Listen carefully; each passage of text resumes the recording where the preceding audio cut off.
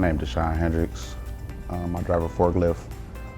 I've been at CHEP for 3.5 years. Somebody from CHEP gave me a call one day.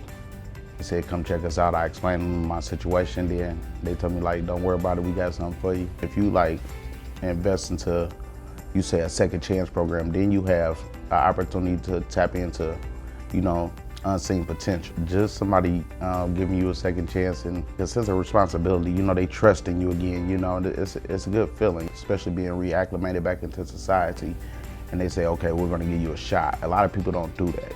Being here gave me a sense of security. I'm able to voice my opinion, give my ideas to people, and then utilize them, and then see the results of it, And it's something when you got other people, when you take your ideas and then other people help you out with your ideas to make it come to reality. This is the only job that I ever had that I was able to purchase my first home. It's awesome. And I will never, ever forget this moment with CHEP. We celebrated it together.